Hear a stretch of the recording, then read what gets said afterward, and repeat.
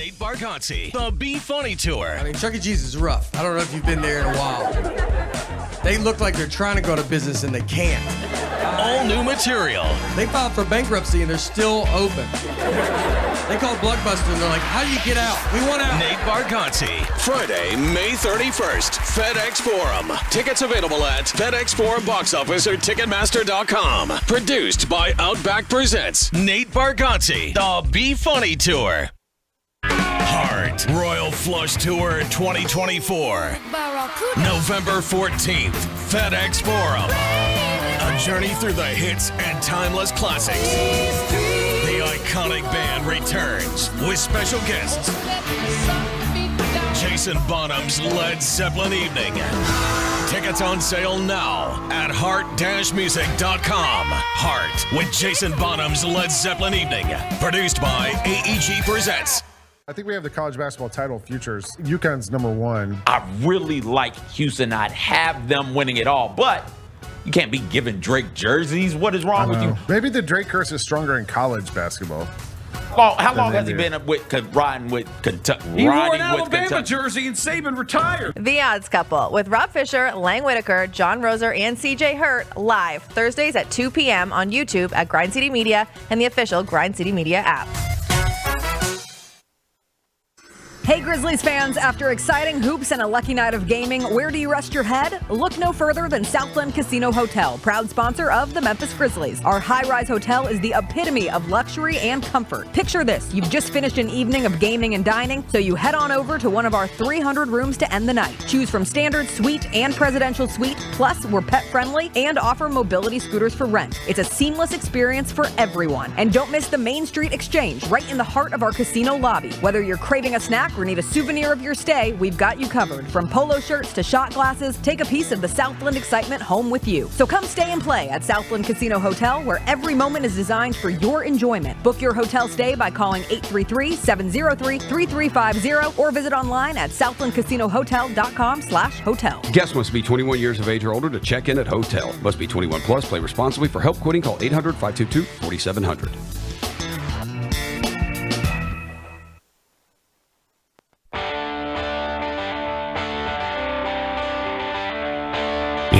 From the Built Ford Tough Studio at FedEx Forum, it's the Gary Parrish Show, presented by Ortho South, on YouTube at Grind City Media and the official Grind City Media app.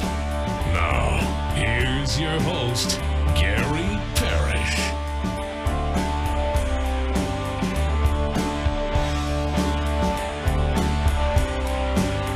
All right. I'm here. My name is Gary Parrish. I'm speaking to you from the Built Ford Tough Studio, FedEx Forum, downtown Memphis. Bennett Doyle's right there producing the program. Glad he's with me. Glad you're with me. Hope you're getting through the day best you can.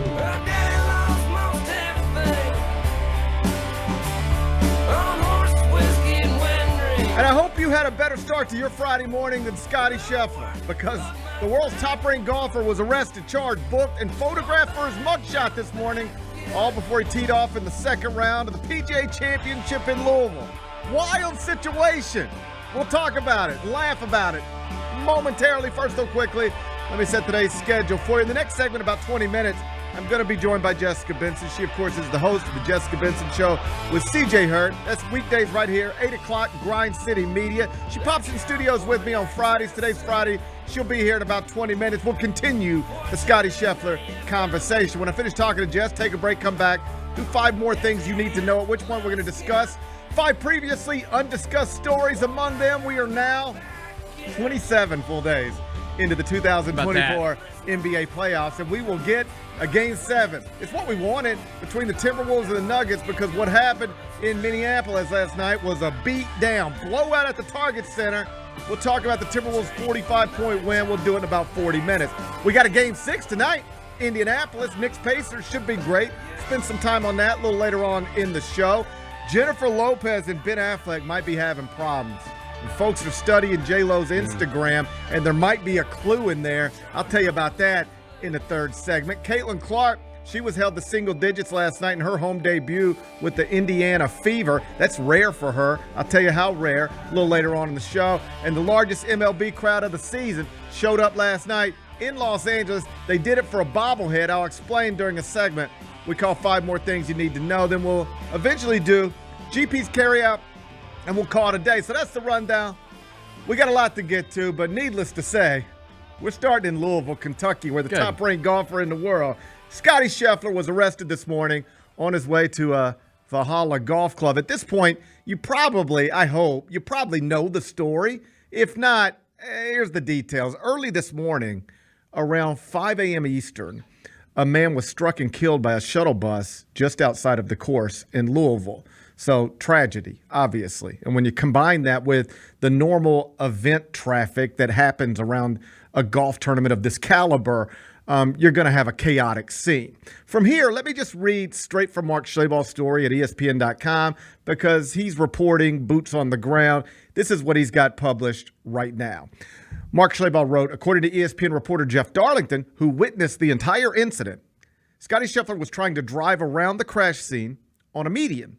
A police officer instructed Scheffler to stop, but Scheffler continued to drive about 10 to 20 yards toward the entrance of the golf club. At one point, an officer actually attached himself to the side of Scottie Scheffler's car. Scheffler then stopped his car as he turned into the golf club. About 20 to 30 seconds later, Scheffler rolled down his window to talk to the officer, and the officer grabbed Scheffler's arm to pull him out of the vehicle. This is according to Jeff Darlington. The officer then reached inside the vehicle to open the door, and once Scottie Scheffler was pulled out, he was pushed up against the car and placed in handcuffs. He has, at this point, been charged with second-degree assault of a police officer, criminal mischief, third degree, reckless driving, and disregarding signals from officers directing traffic. Still made his tee time, and he's currently 5 under par for the tournament, 1 under today. Whoa. Playing in the rain in Louisville, Kentucky. Legendary. Big Ben Bennett. What a wild story. Some people are saying, I ain't never seen nothing like this in golf. And I would just remind you that once upon a time, Tiger Woods was the #1 golfer in the world. That's correct. And he took some Ambien, reportedly, and went to sleep. And his wife started going through his phone and found some stuff, and she allegedly attacked him with a golf club. Yes. And then he got into an SUV and drove straight into a fire hydrant. Correct. So that was kind of wild, too. It happened on Thanksgiving. I still remember where I was when I heard about all this. I remember it well. I was in Orlando at one of those Thanksgiving tournaments, and it was like, did you hear about Tiger? So we've seen crazy stuff in golf before, and we've seen crazy stuff with police and athletes before, but like, on a list of things I didn't expect to wake up to this morning, Scottie Scheffler being arrested for anything was way low on that list. I don't think even with 5,000 guesses, I would have said, A block will probably be Scottie Scheffler getting arrested. What a wild situation. No, I mean, a lot of people have said it's his Tiger moment. John Daly getting arrested, I'd have been like, all right. I mean, I could. and John pulled out of the tournament. Yeah, just announced. Yeah, so that one I could have seen. Honestly, even Tiger Woods got arrested. Like, you'd be like, well, I guess he's done this, He's done it a few times. Yeah. He's been arrested. I've seen Tiger's mugshot. Scottie Scheffler getting arrested is not one I saw coming. No, me either.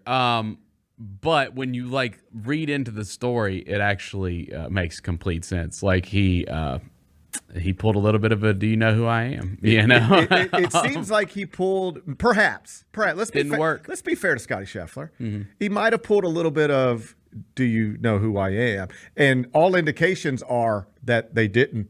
Right, correct. Even if he didn't say those words, the entire situation was a "Do you know who I am?" situation. Hey, buddy, you just look like another white dude going to a golf course, as far as I can tell. When you're riding on the median trying to get around an accident and ignoring the police officer who's trying to get into your car, I think that's a "Do you know who I am?" moment. Okay, let me give you Scottie Scheffler's side of the story. Okay, what's Scottie say? Because Scottie Scheffler has his own side of the story. Okay. His side of the story is that they're saying I was ignoring police officers' orders. That's not true. A police officer gave me orders to go around. A different officer saw me and recognized me, and I merely did what other golfers, there are other reporters who have said, other golfers were going around the scene to get into the golf club. Okay, because apparently their cars are marked. I Yes, heard this and he was in a ESPN marked car. Yes, because there was other golfers. Michael Collins reported this morning that there was another pro golfer, and he talked to him right after this happened, and it was the same situation where the police saw that his car was marked and waved him right around. He drove around on the median just like Scottie Scheffler did and got into the thing. So to his benefit, if you're giving him the benefit of the doubt, that happened with other golfers. So here's his story. A different officer told me, hey, Scotty, good luck today.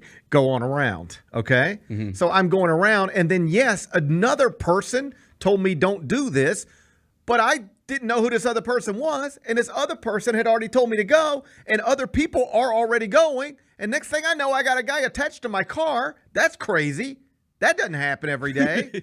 I mean, I just got a dude hanging onto my car. So obviously, after about 10 yards of that, I stop. And next thing I know, I'm getting pulled out of my car, pushed up against a police officer's car, handcuffed. Next thing I know, I'm taking a mugshot. So clearly a misunderstanding. But the idea that I would just ignore police officers, I was actually doing the opposite. I was doing precisely what this other officer told me to do.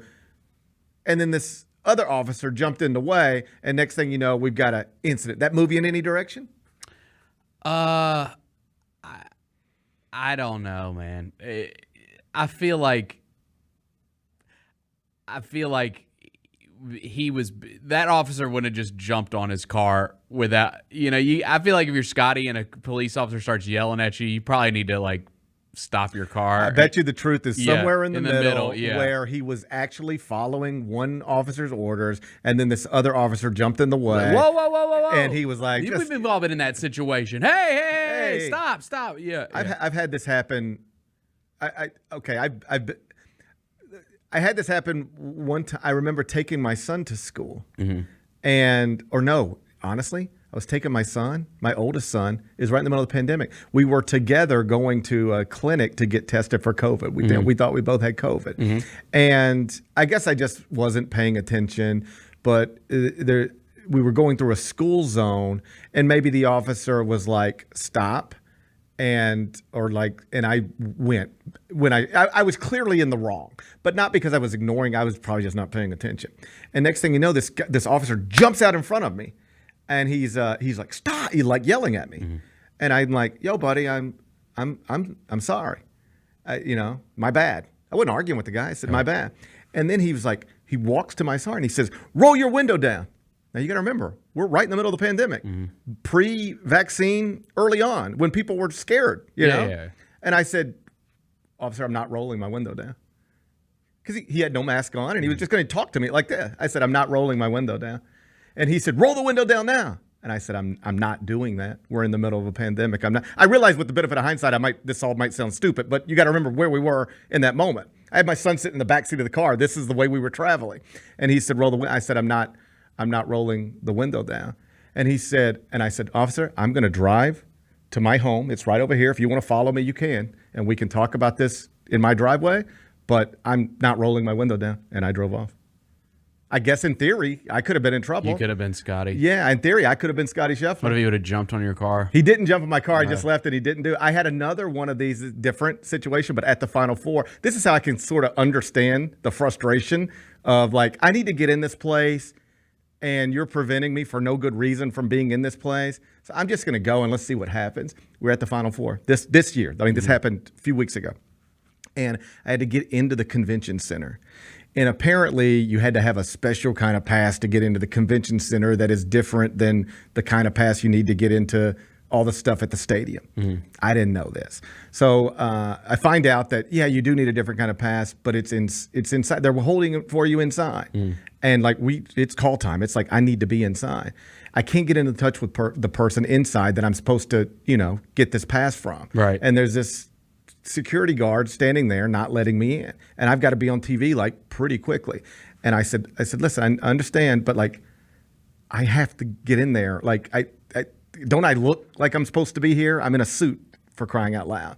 And he was like, I can't let you in without this pass. I said, listen, man, I'm going to walk in right now. And then he starts talking to other people. He gets distracted with other people trying to walk in, and he's talking to them. And now I'm just left standing there for 3 minutes, and he's dealing. And I said, listen, man, I'm not trying to be disrespectful, but I have to go. So I'm going to walk. I'm going to walk to my set, which I can see right there. And if, like, you know, you can handle this however you want to handle it, but I got to go there. So I'm just going to go there right now. And that was the end of it. He let me go. But in some way, was I being Scottie Scheffler there? I think you are. Yeah. Yeah. But, like, so I understand the frustration, right? I don't know what to make of it. But, and I'm certain the truth is somewhere in the middle. But either way, just the number one golfer in the world getting arrested right before the second round of the PGA Championship is a pretty wild scene. He's got a mugshot and everything. Oh, man. And just for people, I saw a lot of folks tweeting Louisville Police Department, they need to be taken down. Well, like, this ain't the worst thing they've ever done. That's true. I mean, you could Google the Louisville Police Department. Maybe Google Louisville Police and Breonna Taylor and do some reading. Like, if you're really upset with the Louisville Police Department this morning, I need to know where you were, you know, back then.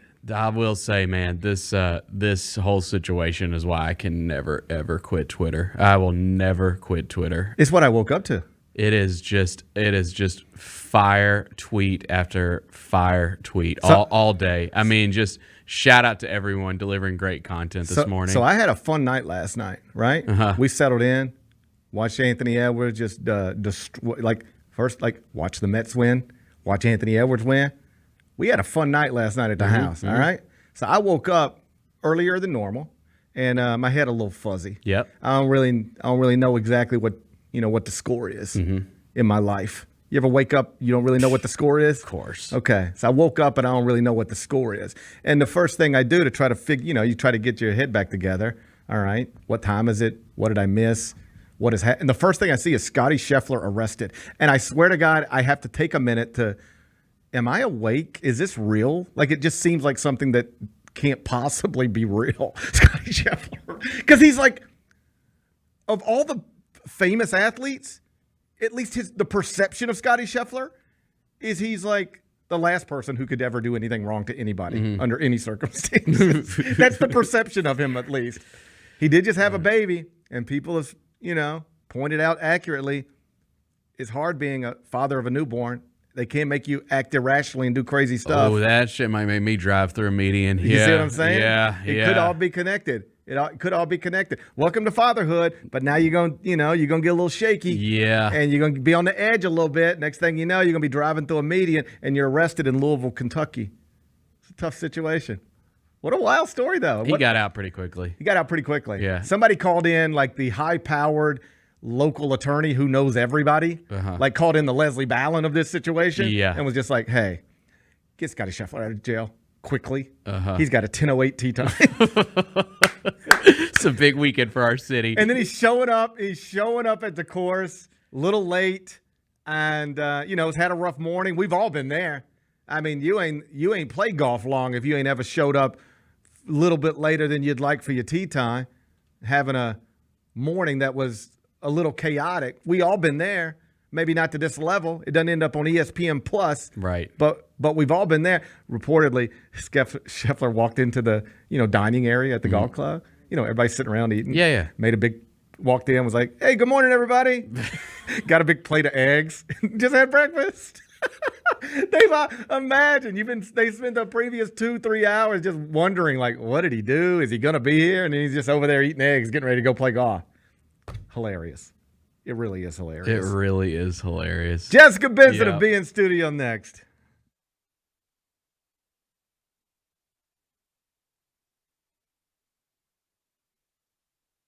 I will take High School Musical with my fifth and final pick because it is a sports movie. You do got to get your head in the game. I love High School Musical. I love musicals. Sports and musicals can coexist in this beautiful world. What a beautiful, beautiful movie. Even though High School Musical 1 is not even the best of the High School Musicals. Tune in to the Jessica Benson Show with CJ Hurt live every weekday at 8 a.m. on YouTube at Grind City Media and the official Grind City Media app. Let's face it, there's a lot of trash talk in basketball, but the great teams let their performance do the talking. Like Ford F-150 with Pro Power on board, a class-exclusive industry-first feature that turns your truck into a mobile generator and leaves the competition speechless. Ford F-150, official truck of the Grizzlies. Greatness starts here at your Mid-South Ford dealer. Class is full-size pickups under 8,500 pounds, GBWR.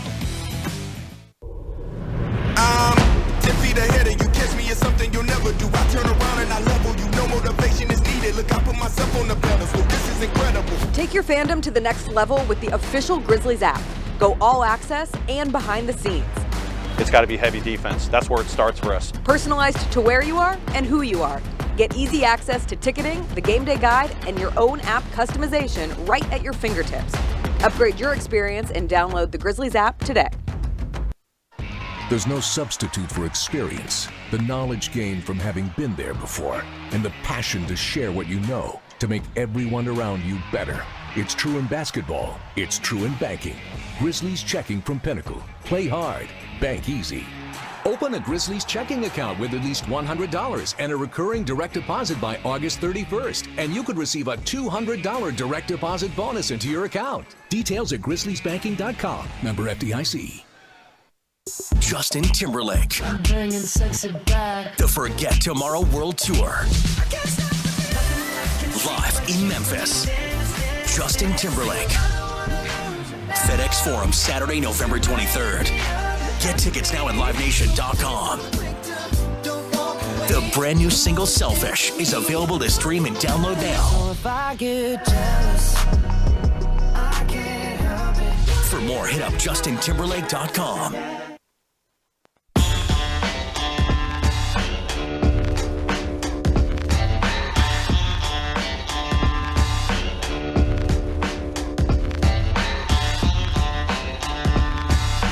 Welcome back, Gary Parrish Show, presented by Ortho South. And on Fridays in the second segment, I'm joined by the host of the Jessica Benson Show with CJ Hurt.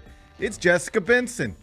It's me. You made it to work. I'm assuming no, it wasn't chaos for you this morning. You got here, no issues with the police or anybody else. No, my biggest issues came from being 32 years old and treating Barbecue Fest like it's a Friday or a Thursday in college. Thirsty Thursday back in college. Oh, I could do that, no problem. Yeah, at 32. and then the alarm goes off and you're just like, holy. I could do that at 32. I don't know that I could do it at my age, but at 32 I could do it.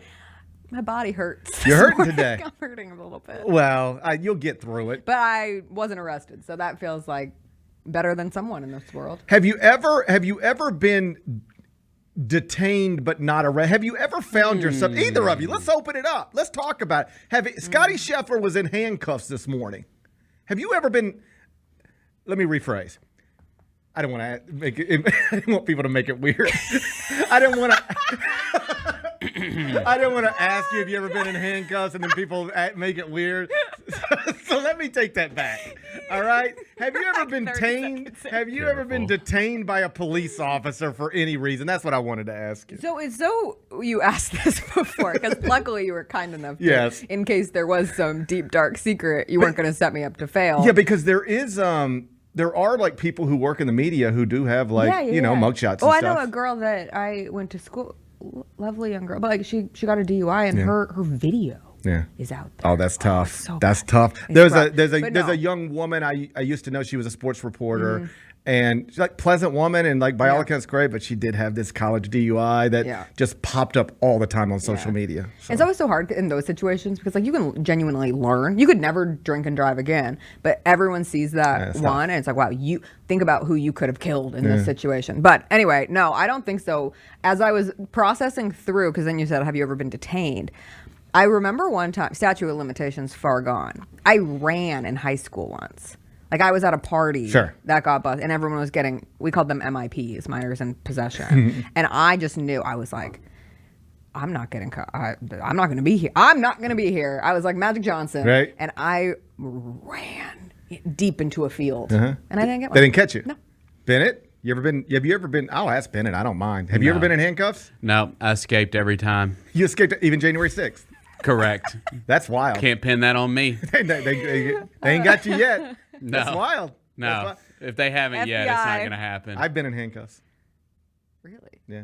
I've been in handcuffs. I did nothing wrong, but I have been in handcuffs. For what? Okay. The story is stupid. I acknowledge that up front. All right. Most of my stories from my early 20s are stupid. But I was living downtown and working at the Commercial Appeal. And I had clearly, I don't remember where I'd stayed the night before, but I just remember I was driving home to take a shower, get new clothes, go to work type of deal. So let's call it 8 a.m. And I'm like in the Peabody Place area, but somewhere right downtown. And I get pulled over for running a red light or not stopping at a stop sign or speeding or something very minor traffic violation. Now, this is a time in my life where I had broken a story that had created legitimately national headlines, and people were getting fired and arrested, and it was a big deal in that time. And I was getting death threats, like legitimate death threats, people showing up at my office. Oh my God. Like I had to move into a secure building under somebody else's name, all that type of stuff. Perhaps that over dramatic, but was getting death threats. That's scary. Sure.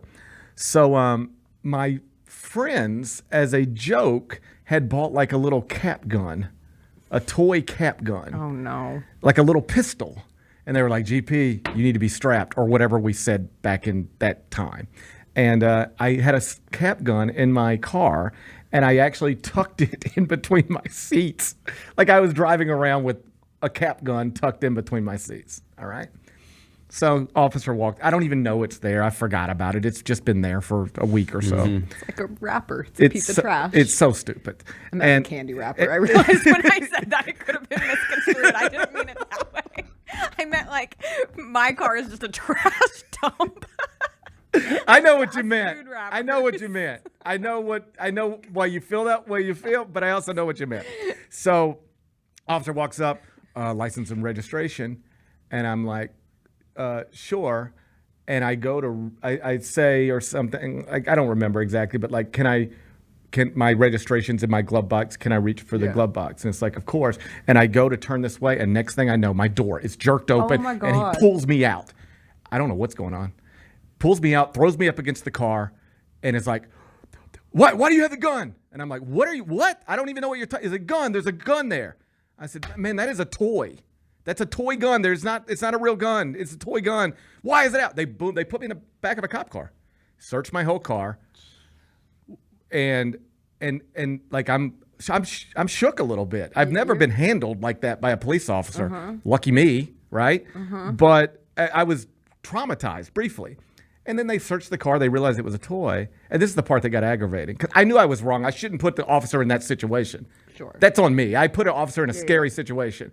But they also jerked me out of the car pretty violently over a toy. So, like, who's right, who's wrong? I'll let other people decide. But they come to me and they say, okay, Mr. Parrish, they run all my tags and everything.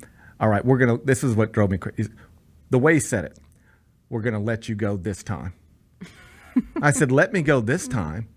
What did I do? What do you mean let me? Like, he acted like he was doing me a favor. That offended me. We're graciously going to let you in. Yeah, like let me go. What am I doing? I have a toy in my car. Like I have a toy in my car. Now for stupid reasons and stupidly, had it in between my seats, and I know what you saw. I get it. But what are you talking about? I want to be clear. I did not say all this to the officer. This is all stuff I'm thinking. I wasn't arguing with the officer. I just said, thank you, officer. Yeah. But in my head. That was real tough. Yeah. No, in real life, I was just like, I appreciate that, officer. Thanks for the favor. But in my head, I was like, what do you mean you're going to let me go? As opposed to what? Arrest me for having a toy? Like, what if I had a Monopoly board in my front seat? You're going to arrest me for that? That's the only time I've ever been in handcuffs. That's crazy. Crazy story. Yeah. Things, even as you were just telling that story, accidents happen, right? Like, you didn't mean to have a toy gun in that spot. I was so naive. This is that white privilege that they talk about. This is the white privilege that they talk about. This is a classic lesson in white privilege. Yeah. Also, the fact that he didn't do worse to you when he saw you reaching and a gun in the middle of your car. That is not lost on me. Yeah. I am so from white privilege that it never occurred to me that it might be dangerous and or stupid to have a toy gun tucked in between my seats. So, that's all on me. I think about, get it. Brittany Griner, when she got arrested at the airport, like, she forgot that she had a weed pen, essentially, or like a vape pen. I know other people who have done that a million times. A million times. And that's why it's so infuriating when people are like, well, she deserves everything. I don't know why I gave them that accent, but you know what I'm talking about. Because that's what they say. Because that's what they usually sound like. But like, how many times have we accidentally put ourselves in what could be all it would take is what happened to Scottie Scheffler this morning. Is you get somebody who is on a bit of a power trip and wants to be perfectly clear that they are the point of authority in the situation and arrest you. Right. It can happen to any of us. It could happen to any of us. Benny, you better be careful out there. Oh, my days of evading arrest are over. Right? You're done, you think? You don't think wouldn't you're be as fast as I once was. No, you can't move like you used to. I mean, I say that respectfully. Yeah, you're right. But you're recovering from an Achilles. I think I hopped a fence. was a crazy time. I've told the story before that Antonio Anderson told me that one night they were all at the Plush Club and a fight broke out. And they all just sort of knew when a fight breaks out, like, get out of here. Right. All right? Because, like, just get out of here. That's how this was. Right. Like when the cops show up at a party and if you're not drinking, but there is alcohol there and you're there and you get caught, you're going to get an MIP. They don't breathalyze you. It's just you're there. You're there. Can't be there. Yeah. And you get suspended from your sports. And there's a lot. So the conversation was something about, man, when did y'all know D Rose was special? And and you would think it'd be like, well, there's one time in the gym. The story actually starts with there was this one time at the Plush Club. I'm like, okay, let's hear this one. And it's like fight breaks off. Everybody knows to leave, and everybody was in one part of the there was an outside at the Plush Club, maybe. Yeah. I don't know. And I didn't hang out there. And thanks for clarifying. And everybody was it was like time to get out. And so the way you had to get out is you got to run back through the bar and go out the front door like a normal person. Right. And Antonio Anderson was like, so that's what we all do. And we get to the car and D Rose is waiting on us. And we're like, how'd you get here so fast? He's like, I just jumped the fence. They're like, that's when I knew he was special. Built different. That's when I knew he was built different because none of us could jump that fence, but D Rose jumped straight over the fence to get out of there. That's so funny. That's hilarious. So Scottie Scheffler, I can't wait for the post-round press conference. You've seen the police report, right? Yes. He disputes the police report. His version is different than the police report. Well, of course. Of course. But the last line of the police report saying Detective Gillis's uniform pants, valued at approximately $80, were damaged beyond repair is just. I saw your tweet. Of all the things I could have guessed I would wake up to happening this morning, Scottie Scheffler getting arrested was not on it. Of all the ways I could have thought that the police report of this incident could have ended, $80 pants being damaged beyond repair is absolutely not what I expected to be. It's a fire day on the internet. I appreciate community days like this. No, this makes me feel like I'm part of something bigger. This is like the perfect thing to, except for not for Scottie Scheffler, but for the rest of us. It's like the perfect. Gained some cred today. Well, like it does raise his profile in an incredible way. That mugshot will be used forever. Put it on a t-shirt. Yes. Oh, it's already on a t-shirt. Already on a t-shirt. But like if he were to go win this thing now. That's legendary stuff. I mean, that's like, even if you don't care about golf and or Scottie Scheffler, you tell that story. I mean, that's a story you'll hold on to forever. No, I was telling Bennett on my show earlier, like the Athletic Pulse, their daily morning newsletter was written obviously before this incident happened. And their note on the PGA Championship was, Scottie Scheffler doesn't have Tiger's aura, but make no mistake, he is on a Tiger-like run. And I'm like, well, I'm pretty sure he gained just a of that aura. He is on a Because doesn't it take you back? Like when you see a golf course and police lights, oh, yeah. Your brain immediately goes to the olden days. I mean, I remember I was in Orlando I remember being in that Wide World of Sports Disney complex and the breaking news, Tiger Woods is like been in a traffic accident at his home. It's like, what? And then we find out everything we find out, but Elin. But you gotta lock your phone, Tiger. Got to get a lock on your phone. If you're gonna cheat, you better not be with one of those women kind that fight back. Oh! Can I ask you about this? Oh God! This is terrifying. I stumbled into a story this morning. Okay. It was a radio show in Australia. Have you heard this? No. Okay, I just saw it this morning. Okay. Bennett, pay attention because I'm ready. I'm gonna need to know what you think about this too. Okay. All right. So there's this woman. It's girls' night out. Okay. We're switching gear. We're done with Scottie Scheffler for now. Okay. Quick switch. There's a girls' night out in Australia. Okay. Bunch of best friends out. Yes. And they are, they're having drinks, and some of them getting a little tipsy, and it's free flowing conversation. Okay. And apparently these women, like one of the things they do when they're talking is like they'll sit around and update each other on their body counts. Okay. Is that something people do, by the way? Once you get to a certain age. I thought, because I was thinking about this, because that's the scene. They're sitting around and it's like. How old are they? Do we know? It sounds like probably late 20s, or like I would assume you around your age, but I'm not sure. I don't think I've asked a friend a body count. Yeah. I don't think that's something guys sit around and talk about. Do guys talk about that, Bennett?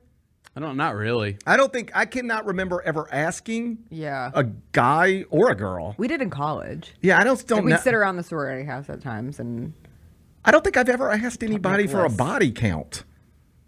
And never. I've never asked. You've never talked to your partner about your body count? You don't know your wife's body count? I don't have never had a detailed conversation about never. Just keep on. I'm not going to. You go ahead. No, please. What got you caught here? No, I was. Yep. We're here. Here we go. Let's go. It's too long of a story. It's like too much. No, it's not. I ain't got nothing else to do today. do. It's raining, so I ain't going to the golf Chris course. and I had interned together at the Olympics Okay. and had this nice little like summer fling, and we went our separate ways. And some way, somehow, I got invited to his fraternity formal that fall, and so I like visited Syracuse. Most would not recommend booking a trip to see a boy that you had a summer fling with who lives on the other side of the country. But I had some miles. Sure. And I was like, I want to go. So let's go. Yeah. But a woman came up to me in a bar at Syracuse. And when you say body count, this is where my head always goes, because she just goes, "Do you know his body count?" I was like, no. Yeah. You don't want it. And I was like, what the? And Did he's she like, know him? Yeah. Oh, okay. It was a friend I of see. his ex's I understand. who was trying to like I get it. Yeah. make it an uncomfortable situation. Right. So we joke about that. Yeah, I don't know why today. people would do that. It was so weird. I didn't know this girl. Yeah. I'm just like hanging out, classic Chuck's. Yeah. Classic Syracuse bar. Love a good college bar. Sure. Having a nice What's time. the famous one in Syracuse everybody goes Chuck's. to? There's another one, it feels like. What's the barbecue place in Syracuse everybody Dinosaur. goes to? Yeah. Been there. Have you? Yeah. Enjoyed it. I think Chris went there for his graduation dinner. Yeah. Probably hooked up that night. Probably added another to the body Probably count. added another to the body. Isn't that a weird thing to say to somebody? Like, you're trying to get someone. Yeah. You're like, you should know his body count. Yeah, I don't even know. Yeah, I don't want to I'm know. good, That's thank it. you. We're fine. We're just having a good He's in a time. fraternity we in don't college. need to. I'm gonna assume, Yeah, you know. we're gonna assume Yeah. like that he met somebody before he met me, and it's fine. Yeah. So I don't. I'm being. You know what guys do? Even guys guys will sit around and tell stories. Yeah. Like, there was this one night. But guys don't sit around and go 42. Okay, but women do that? Some do. Some lose count. Okay. Some have a very specific count. Yeah. Some I have friends who had a number that they didn't want to go over. Sure. So I feel like they kept track. Yeah. It never really was a Yeah. conversation. I don't understand any of that. Like, No. worried about. Okay. So Or anyway. okay, wait. I had a friend who had a relationship and then that ended in her mid 20s, and so I remember a comment being like, "God, I'm gonna have to add to my account." It's like, oh. I never got stressed out about any of that. I don't think. I don't remember being stressed about body counts. Okay, so the women in Australia. So they're all sitting around. Back to Australia. Back to Australia. They're all sitting around. Benny, you pay attention. I'm ready. We're back in Australia, and they're all sitting around, best friends. Okay. Yeah. And little Susie over here, she's like, yeah, I'm up to 12 now, whatever. This is the way the conversation's going. They're like, oh, who's number 12? And so then they get to this one lady, and she's drunk, and she says, 19. And her best friend says, this woman has been in a relationship for 3 years. Okay. Okay. And she says 19. And the woman goes, 19? No, your body count's 18. Your body count's 18. I know you. Yeah. And she's like, no, it's 19. And they're like, what? It was 18 last time we did this, and you've been in a relationship for 3 years.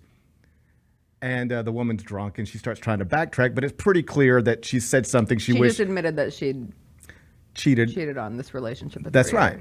So the woman then pulls her aside later and just says, hey, and this woman was the maid of honor in this woman. One woman is married, and the woman who just said my body count's 19, she was the maid of honor in this woman's marriage at wedding. Okay, are you following this?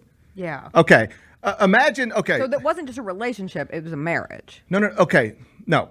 The woman who just exposed herself as drunk lady, 19, she previously is 18. she's not married. She's not married. But she's been with a guy for 3 years. Okay, got it. This other woman is married. She's been married for 18 months. Got it. And this other woman, was the maid of honor in her wedding. Okay. All right. So the woman goes to her friend who just said 19 is my body count and then tried to backtrack, but nobody believes her. She says, hey, I just wanted to tell you, I'm not going to judge you if you cheated on, whoever your boyfriend is. I'm not going to judge you. And she starts crying and she says, I'm so sorry. And she says, what? She says, I slept with your husband. Mm. Oh my God. On the night of his bachelor party. Oof. And then was the maid of honor in the wedding. All right. So this woman is now armed with this information. Yep. She has not yet told her husband that I know you slept with my maid of honor. The maid of honor has been calling nonstop. She has not taken that call. So she doesn't know anything else about it. Was it a one-time thing? Was it continuous? Is it still going on? She knows nothing else about it. Yeah. She calls into this show to talk about Okay. it. And she said she's already called a real estate agent. She is divorcing her husband, and she's ended the friendship, and that's where we're at. Is this...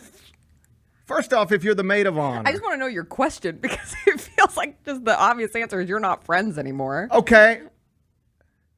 Let's, for the sake of the conversation, say it was because she said it was a mistake. It was a mistake. Okay, that's a friendship-ending mistake. I agree with you. Is that one somebody should have just kept to themselves? If everybody's happy, should we just keep this one to ourselves? What do you do? Oh. I can appreciate the honesty. Yeah, but the guilt was obviously tore her eating to her pieces. alive. Yeah. And it came out in that moment. That's right.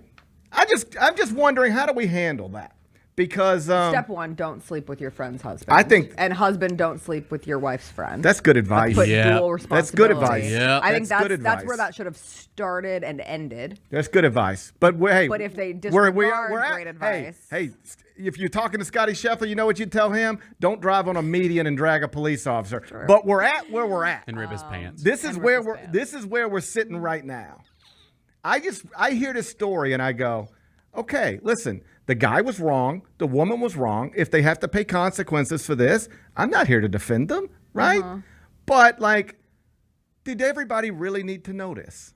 Could everybody have just I think gone this is on in actually their a lives? fascinating ethical question. That I was in a big group. We were talking about this recently.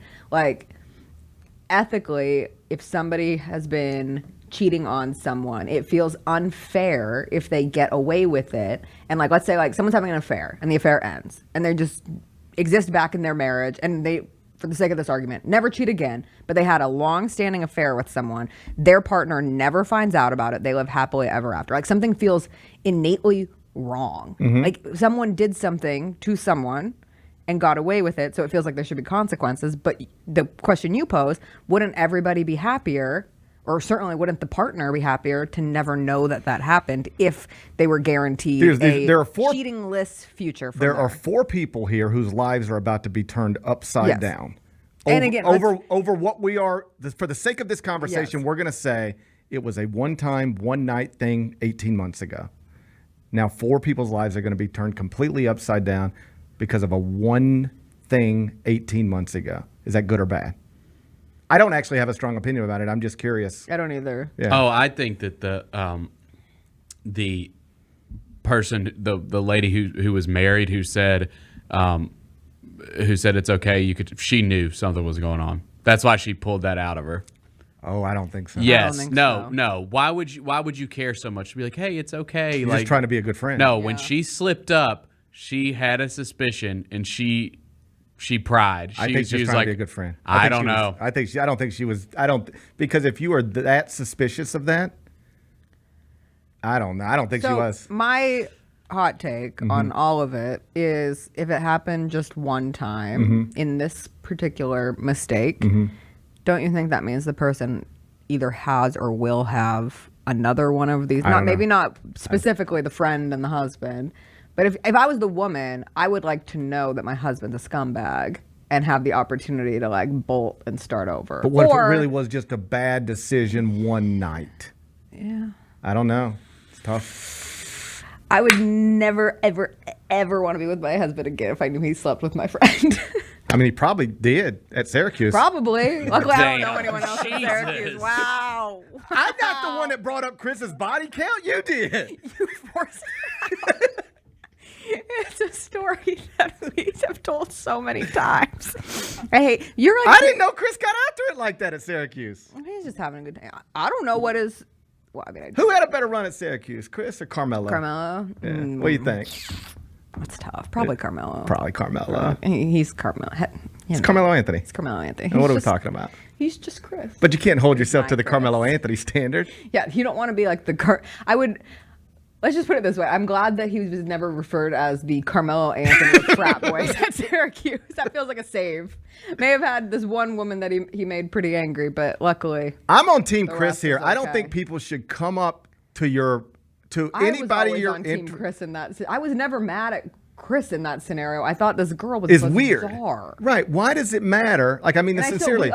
we see her on Instagram right now. We make fun of her. I have no idea what's going on. Like why would in this life. girl I'm like, think? Weirdo. Why would this girl think she needs to tell you about stuff She Chris thought did before? She was like yeah, being I don't. valiant for her friend. No, you know? I don't have any use for that. I don't know you. Yeah. I was like, also at the time we're not dating. Right. I'm Like just here for. I had miles to use, man. Yeah, I'm just here for miles. I'm here for the weekend, right? Yeah. Right. Just relax. I had We're not getting married. That happens 10 years later. There Chill. was one time I wasn't even seeing a girl. It was just like I went out with her, like I met her and then like went out with her I think one time or something. Okay. And then she came up to me and like she said, "Hey, I need to talk to you about something." And I said, "Okay, but I barely know you." Yeah. She's like, "I just think we need to talk about something." I said, "Okay, let's talk about something." And she said, "I heard something about you that was whatever." And it was merely about your body count. I don't even know why I'm telling this story. This is so stupid.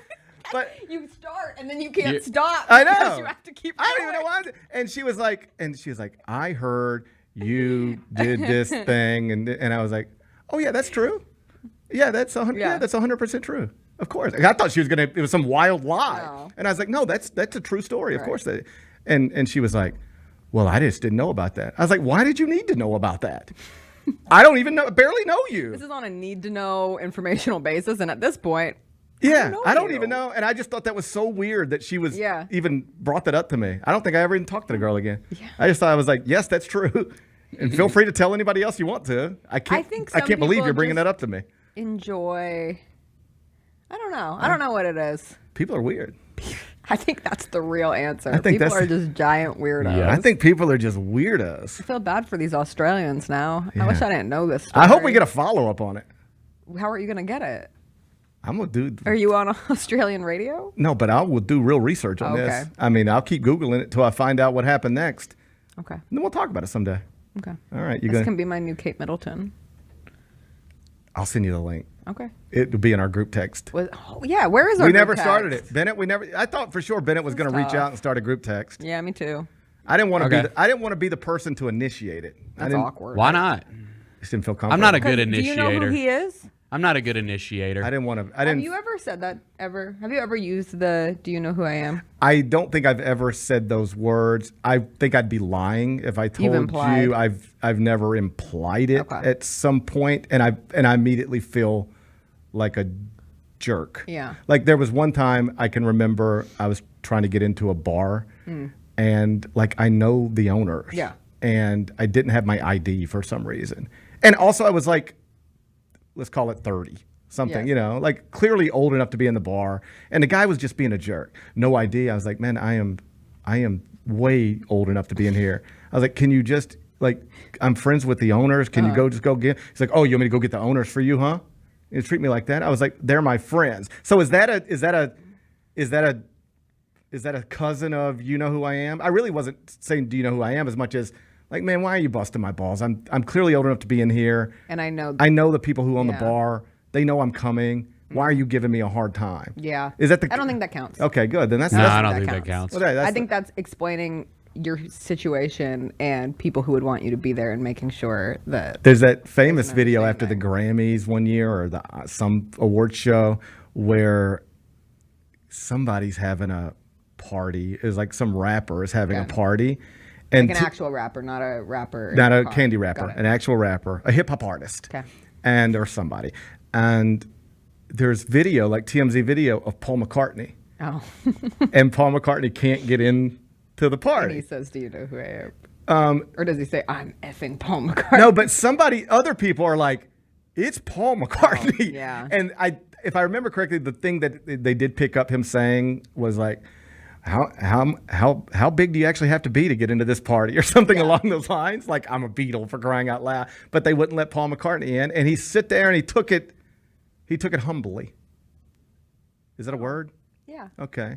There's another. Do you ever see the Adam Sandler one that went viral? Yes. It was Adam Sandler like a IHOP or something, and everybody's like, "That's Adam Sandler." Yeah, and he was just like, "No, it's fine. Like, just because I make stupid movies doesn't mean I deserve a booth before these other people have booths, right?" So there's different ways to handle those situations, and it's possible Scottie Scheffler handled his incorrectly, but we don't know for sure. We don't. We'll wait and hear him talk about it later We'll today. see the body cam footage. I thought you were going to say it's about Scottie The body Scheffler. cam. I wonder what Scottie Scheffler's body cam. What do you think? Put a number on it.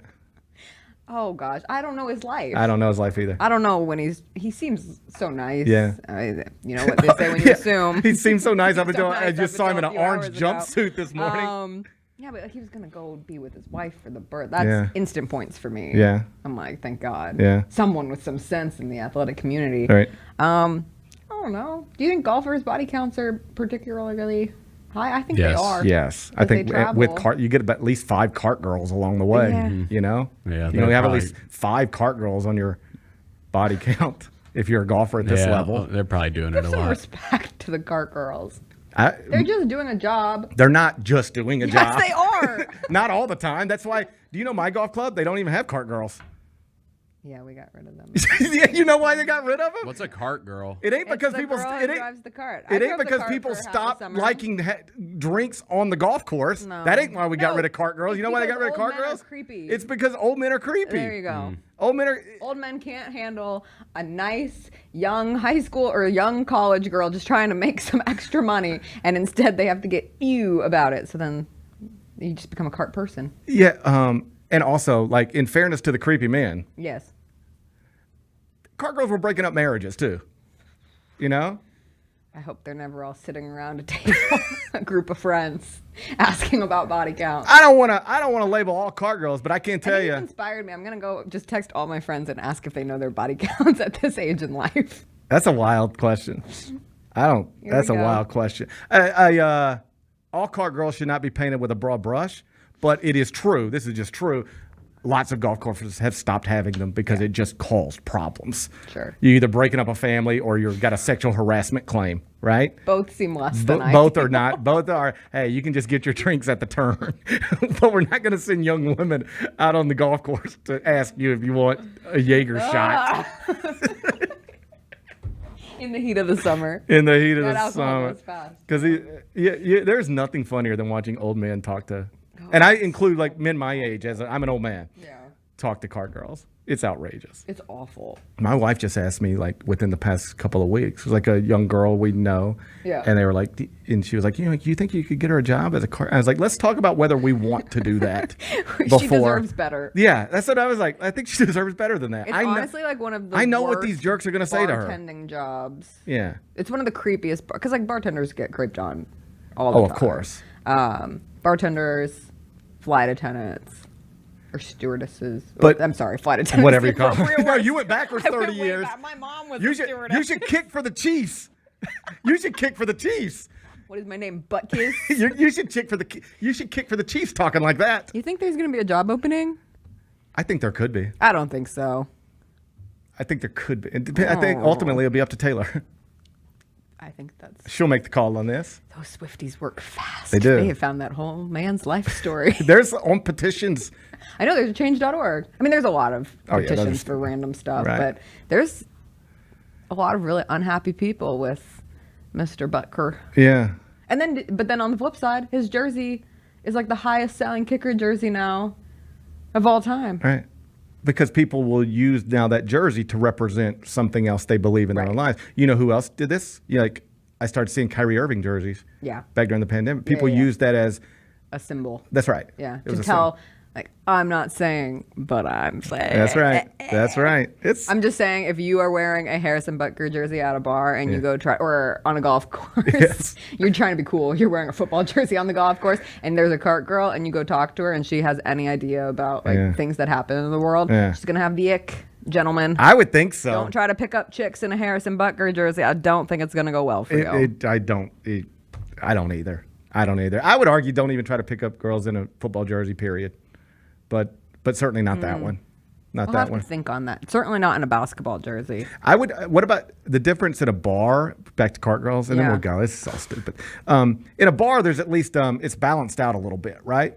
Like there's men and women, and yes, no. The cart girl situation feels predatorial because it the is. Gender dynamics on a golf course are significantly skewed towards men. Like I think it's kind of a gross situation to be in. Yes. Yeah. Like it's kind of gross. Yes. I'm glad we don't have cart girls anymore. It feels gross. It does. Yeah. I mean, I enjoyed it when I was younger, but at my age, I should have just not said that. I mean, I enjoyed the idea. Go to break. I enjoyed the idea of cart girls once upon a time, but as I've grown, I think it's kind of gross. Yeah. Yeah. Clip, one of those things that clip that shouldn't part be gross. specifically. Leave out the other part. Huh? Like, we as a society make it gross Yes. because of who we are. That's right. In nature, it should just be a nice person who is trying to make some money, get some tips. I agree. It in a should- totally normal, non-creepy way. I agree it should be that. But it's not. It's just not. Yeah. You've seen it as much as 'Cause I have. everyone knows. You've seen it as much as I have. It's just not. All right, I think we covered it. I think so. I think we covered it. Are you going to Barbecue Fest? I might. Okay. I might see you there. It's in discussions. Oh. We've talked about it. And it's one of those things, here's where I'm at. This is everything in my life now. I have no ambition to go do anything. Right. All right. You like to stay in. I'm happy at home. I don't want to go anywhere. I don't need to see anybody. Okay. But when I do, when I'm forced to do things, I do enjoy myself.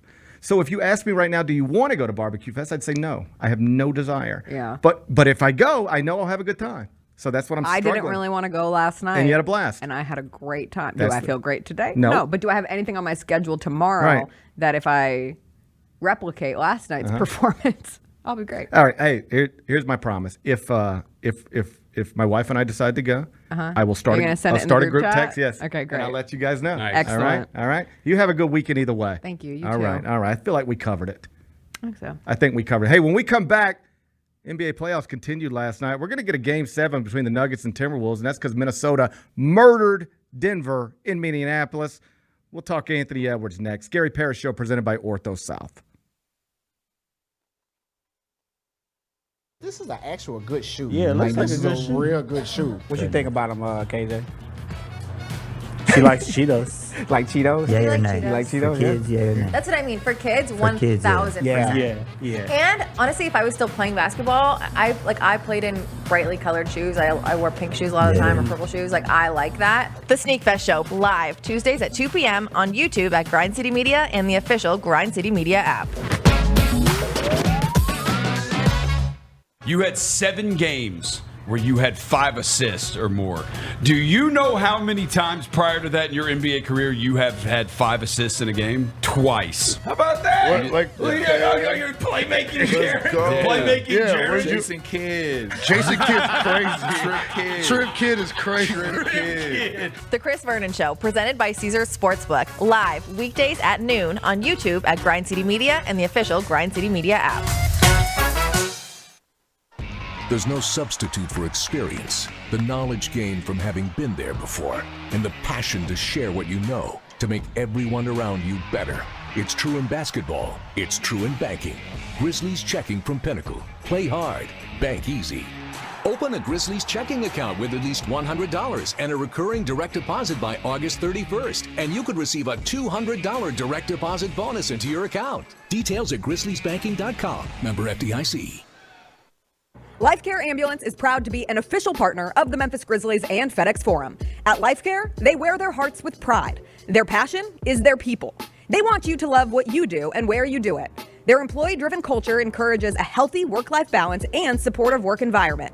They invest in your success and well-being so that you can provide the best care for the patients that they serve. Join the incredible team of EMTs and paramedics in Memphis, Nashville, and across the nation today. Learn more at lifecareamb.com. Let's face it, there's a lot of trash talk in basketball, but the great teams let their performance do the talking. Like Ford F-150 with Pro Power on board, a class-exclusive industry-first feature that turns your truck into a mobile generator and leaves the competition speechless. Ford F-150, official truck of the Grizzlies. Greatness starts here at your Mid-South Ford dealer. Class is full-size pickups under 8,500 pounds, GVWR.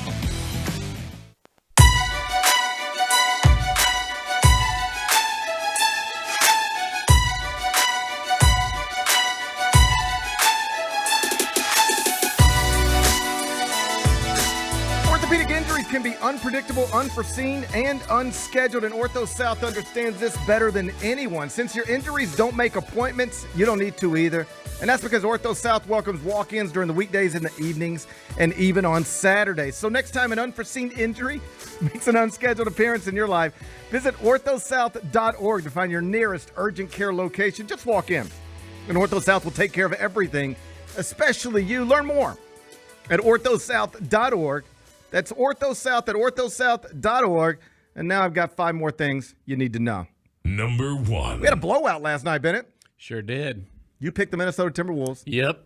We said we had no real reason to doubt the Denver Nuggets and the excellence of the reigning champions, but we wanted a Game 7, so we were choosing to believe in Anthony Edwards, who had predicted, guaranteed even, that he and his teammates would be going back to Denver. Mike Conley returns to the lineup last night, plays well, and these dudes beat him by 45 points. Yeah, I mean, like the thing is it was 45 points because Denver at some point in the second half was like, okay, well, we're just like punting on this game. Like Sure. there's no, but it was 29-9 in the fourth. Yeah. But we didn't know yesterday before we made the pick that Mike was going to play. He was still questionable. And I was a little surprised by that. I mean, like in the past couple of days this week, we've had a story about Jarrett Allen refusing an injection to allow him to play through a rib contusion.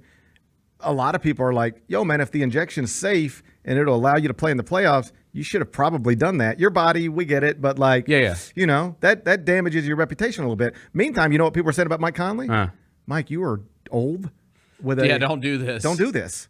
Like, we see what happens when people try to play on questionable Achilles. Like, it does, like that's what KD did. You saw what happened. He was a younger man than you. Yeah. They said, Mike Conley, don't do this. And Mike Conley, you know what he said? I'm doing it. Played 31 minutes. He was 5-9 from the field. Well, we know he's built for it. Plus 26, he's built for it. I mean, the man played with a broken, mangled face. Played with a broken face. Yeah, we know he was going to play if he was able He know to. Jarrett Allen. Dude, and again, I go like him being a part of that team just changed that team completely. It's just he is the steadying force that they needed so bad just to bring all of those guys together because they had so many good pieces with obviously with Gobert, with Karl Anthony Towns, Jaden McDaniels, even Kyle Anderson's a contributor, Naz Reid.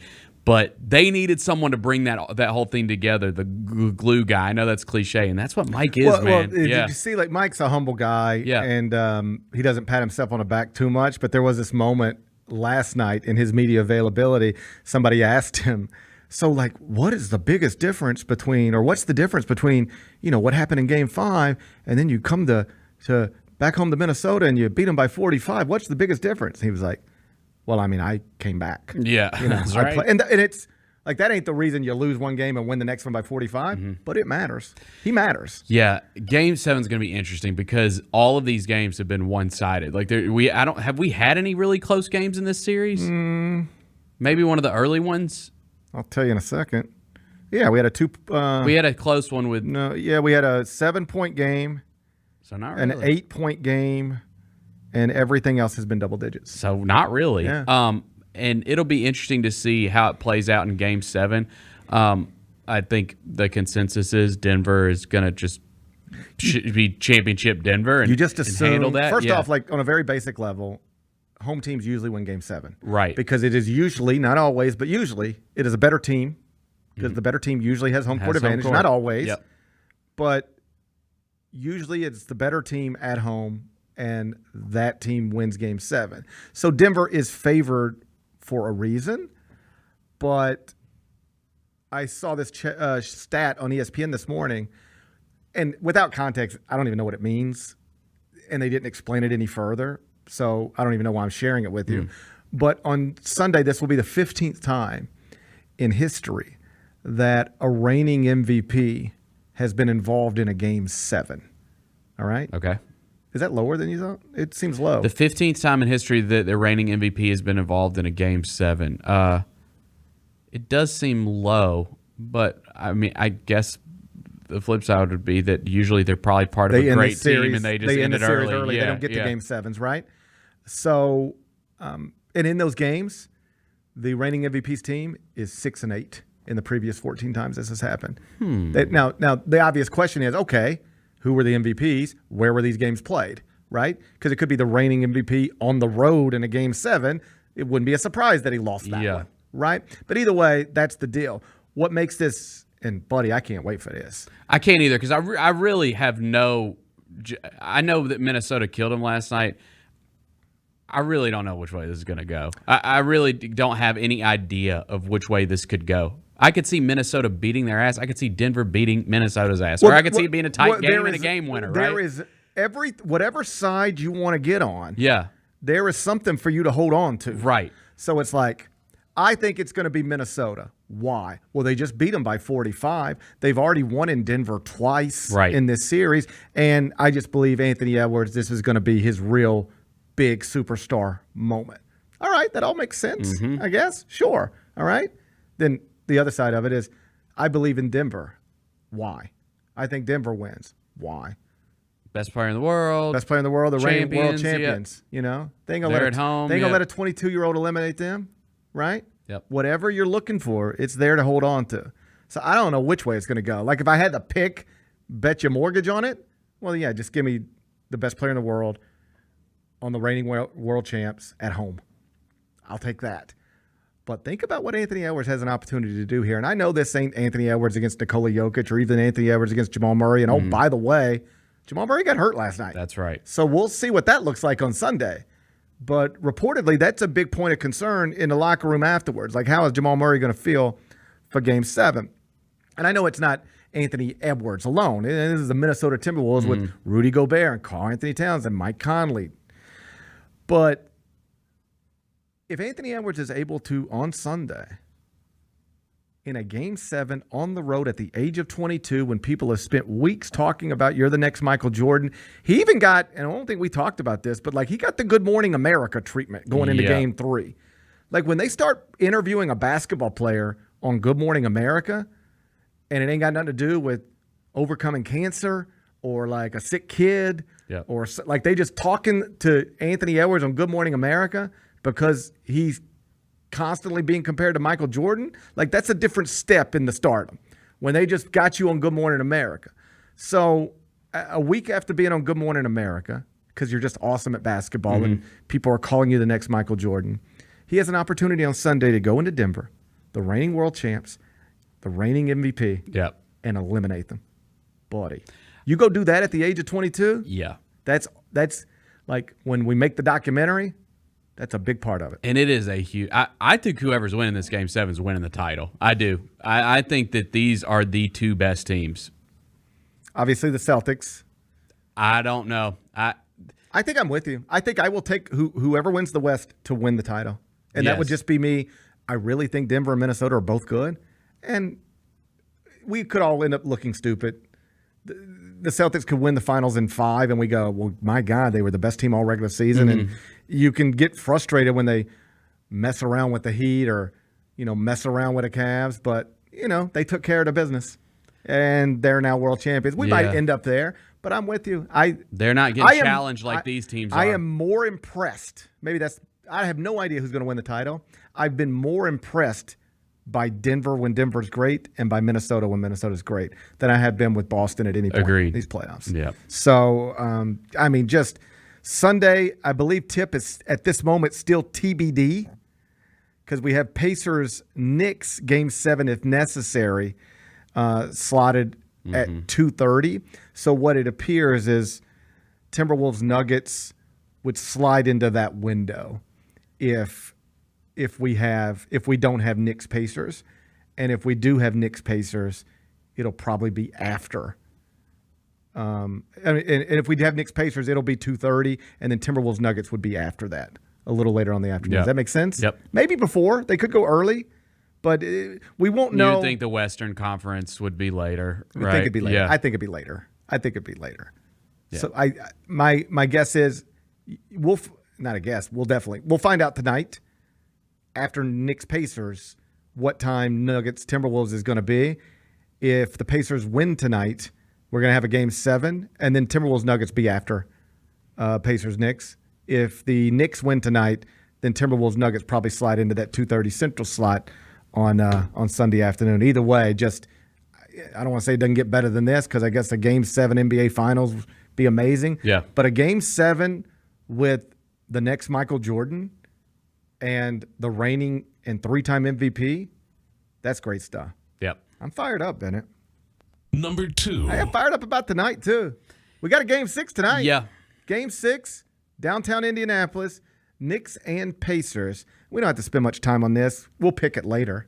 Okay. But Stephen A. Smith made big headlines this week, A, because, he's the biggest star in sports media, but B, because he said something that I don't agree with at all. He said, in the spirit of trying to be competitive with the Boston Celtics in the Eastern Conference Finals, if you are the New York Knicks, he thinks the Knicks should at least consider losing tonight's game. Because if you win tonight, then your Eastern Conference Finals is going to start multiple days earlier than it otherwise would.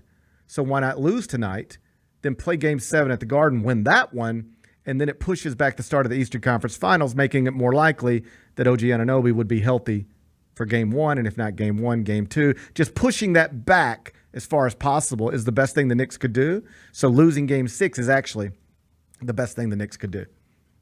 I mean, all due respect. All due That's just respect. a dumb opinion. That's just dumb. Yes. I don't know why I said that. Why would you want to risk losing the series? Yeah, because like if what? you just told me right now, hey, here are your options. Win tonight and then start the Eastern Conference Finals and we're done here, or lose tonight, but you're going to win Game 7, I promise you. And then lose tonight and give us a Game 7 at the Garden. Let us win that one. Push the start of the – if you've told me those were the options, but those aren't actually the options. No. Because there's another option there that you lose tonight and then you lose Game 7 and then you don't go to the Eastern Conference Finals. Right. And as long as that's on the table, then losing tonight is nonsensical. Losing tonight might just be what you do. Right. It might just be what happens because it's basketball. But the idea that you should give this one away to create a Game 7 – oh, buddy, that's messing around with basketball gods you don't need to be messing around with. Yeah. And I don't even believe in basketball gods, but I believe in them. You believe in the basketball gods? Hell yeah. Did you watch the Grizzlies season this year? Of course I believe in the basketball gods. I don't believe in the basketball gods, but other people do. And giving away a Game 6 to create a Game 7, what those people think is you'd be messing around with basketball gods, and that ain't smart. Yeah. I agree with the sentiment. I would just, if I'm the Knicks, I'd knock it out tonight. Number 3. Jennifer Lopez and Ben Affleck are in trouble. Are they getting a divorce? Well, they're not even married yet, I don't think. Oh, they're not? I don't know. I think they're married. Are they? I think they're married. Oh, no. Yeah, I think they're married. I think they're heading for divorce, allegedly. Allegedly. Do you see, first off, they've been clearly staying separate residences in Los Angeles. That's never good. It's not a good sign. But they got a lot going on. They do have a lot going on. Yeah. She's got a tour. Mm-hmm. Apparently the tour's not selling so well. Is it a arena tour? Arena tour. Like, she could play FedEx Forum. She's not, but she could. She's playing a lot of places exactly like FedEx Forum all over the country, and I heard it's not selling so well. Interesting. That's what I heard. That's what the streets are saying. I mean, she hadn't put out new music in a long time, but she's also like kind of a legacy artist. Yeah, she's it's like Jennifer. She's like Jennifer Lopez. You don't go to see Jennifer Lopez because she's the hottest act going today. Right. You go to see Jennifer Lopez because it's Jennifer Lopez. It's J-Lo. It's Jenny from the block. Right. Yeah, not selling so well. And now she might be headed for Splitsville. So they've been clearly staying in separate residences, but I don't know what to read into that. But here's something I saw, Page 6 this morning. Did you see this? Not Page 6 this morning. What happened? Jennifer Lopez, yesterday, she liked an Instagram post. What did it say? F Ben Affleck? Yes. Wouldn't that be something? Yeah. That'll tell you all you need to know. There was an Instagram post that said, you cannot build a healthy relationship with somebody who lacks integrity and emotional safety. What's emotional safety? I don't have any idea. I mean, I will say Ben Affleck, just when you see pictures of him, it does look like he lacks emotion. He lacks something. General. I feel like he lacks something. Dude, but I don't feel like it's my place to say what it is. I'm a Ben Affleck guy. I'm a fan of Ben Affleck. I know he's getting dragged for the roast, and he didn't do a great job at the Tom Brady roast, but I like Ben Affleck. I even like his Batman. I like Ben Affleck. He don't even like his Batman. I like his Batman. Here's what the post said in its entirety. You cannot build a healthy relationship with somebody who lacks integrity and emotional safety, who doesn't respect your time and lacks communication skills and doesn't have a strong sense of self. That's a lot. Well, damn. Jesus Christ, Jennifer Lopez. Why are you liking that? Yeah, that's a sign. I feel like even if you are going through a rough time in your relationship, you shouldn't be liking posts like that. Right? That's like that's what Kendrick would call sneak dissing. It seems like it. Yeah, I'm coming direct. It seems like that's what Kendrick would call sneak dissing. If I know one thing about K-Dot, it's that I bet you he don't like the sneak dissing that J-Lo's doing. Yeah. If you want, post yourself. Come direct, right? Come direct. Don't be liking posts. Do you draw conclusions about people based on the type of stuff they share and like? And yes, if they're liking stuff like that, like I always go. Of course, I always go. Man, you hate your husband. Yes, yeah. There's no doubt. I know people like this. People I like, and they're always just sharing things, and it makes me go, like It's subtweeting. Yeah, I don't like that. I don't like that. Like, I have good days and bad days like everybody else, and good times and bad times like everybody else. Right. You ain't going to pick up on it by what I'm liking on Instagram, I don't think, or sharing on Instagram. You ain't going to be able to pick up on when I had a good day. Like, just in the past week, I've had an amazing day and an awful day. And I don't think you could pick up on it just by looking at my social media. Yeah. Right? I'm an undersharer. I am too. I think I'm an undersharer. Putting it all out there like that. Yeah. I don't, plus I don't have the time. I see people just sharing everything they do all day long. And I'm like, how do you have the time for that? Yeah. I mean, I don't mind it. I enjoy it. Like, I'm spending my time looking at it. Yeah, I am But it's too. just like, I don't, just people in car rider lines, and they're like, hey, everybody, just want to tell you. And I'm like, man, I just sit in my car rider line and listen to Meet the Grams on a repeat, Yeah. It never occurs to me to make a video from the car, but maybe I should. Yeah. Anyway, I would never do what J-Lo's doing, and I bet Kendrick doesn't respect it. I bet not either. What do you think's going to happen? I think they're probably gonna break up. Man. It seems like it's headed that way. Damn. They've broken up before. They have. Yeah. Yeah. So. And it happens, Bennett. And they're relationships are hard. Big personalities. They're big stars. We've heard she's mean. I don't know that. No, but there's been rumors. Nobody's ever told me that. GP, remember there was the rumors that she was, what was it? She was like, she had to like answer for it. It was that she was mean to like an assistant or something like that. I know that was out there. Well, I mean, sometimes you just have bad moments. That's true. Does that mean you're mean? I'm not ready to judge J-Lo. Or no, it was a server, maybe. I think it was at a restaurant. Well, yeah, that's always a tell. It's you judge people based. I actually agree with this. Oh yeah, everything you need to know about someone based on how they act to a server. I agree. There is no doubt about it. I get really uncomfortable when I'm at a restaurant with a group of people and somebody is like, "My order's wrong," or I hate it. Like, or my food is cold. No, I don't know why I'm talking like this, dude. Because that's what it sounds like to me. Like when people send stuff back, it makes me cringe. When people send stuff back, it makes me cringe a little bit, and I judge. Like even when I have terrible service, and there are times where you just have terrible. I was at a steakhouse within the past month, a group of people, table for 6, something like that. Yeah, service was terrible. Yep, right. And people were getting frustrated, and I'm never compelled to bring it up. No, if I just assume this person's doing the best they can. And eventually what I need is going to get here. It doesn't mean I don't get frustrated, but I never verbalize it. I don't verbalize that frustration. I don't either. Right. I don't either, man. But you think J-Lo does? Oh, yes. Ooh. I think she's mean to servers, and I think that's a problem. That would be a problem in my eyes. That would make me reconsider spending the rest of my life with J-Lo. If I knew she was mean with servers. Yeah. It's tough, man. I hope they figure it out. I hope they do too. Yeah. Number 4. Rough night last night for Caitlin Clark. Stop me if you've heard that before. Oh, man. Is she just not good at basketball? No, she is. She is. It's just a transition phase. It's a learning phase. We're in the adjustment phase. Yes. She's having to make adjustments. She was held to 9 points last night, single digits in the Fever's first game at home with Caitlin Clark in the lineup. Capacity crowd 17,274.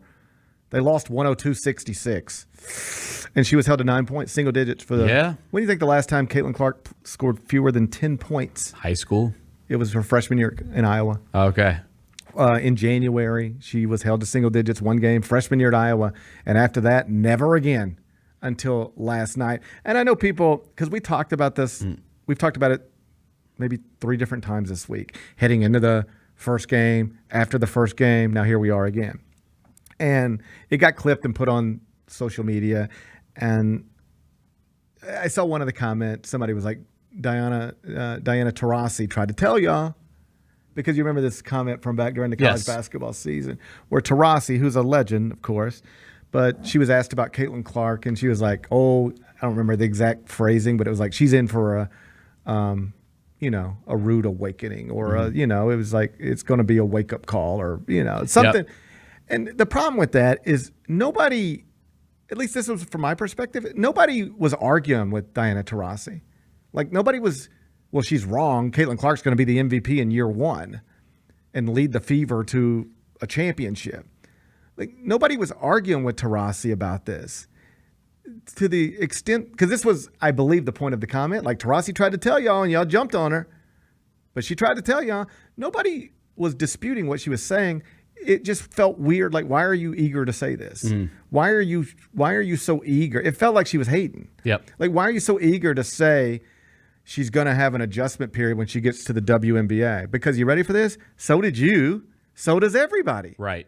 Like, it is very rare. This is what I tried to explain the other day in professional athletics, for somebody not to struggle upon entering the best league in any sport in the world. It took Steph Curry a minute to become Steph Curry, right? I mean, there are exceptions to this, right? I mean, Wembanyama was amazing as a rookie, but the Spurs still stunk.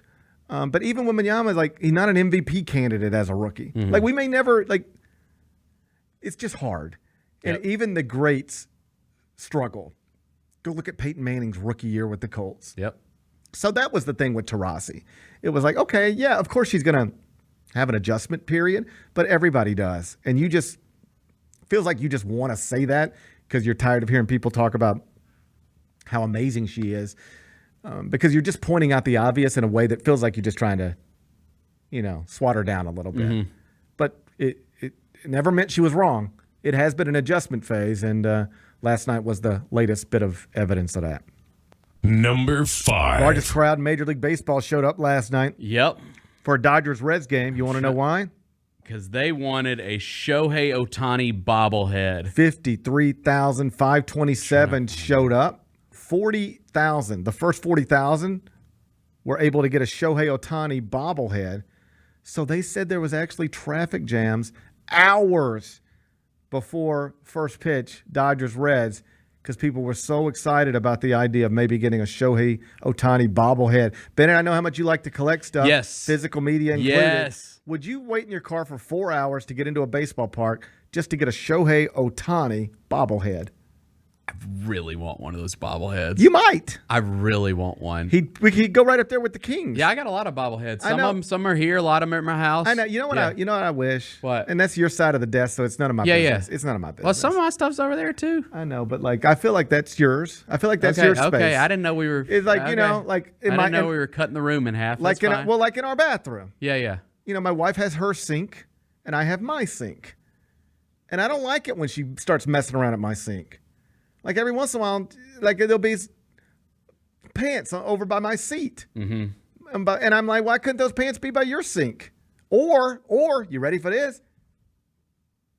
Put where they go. Yep. It's my space.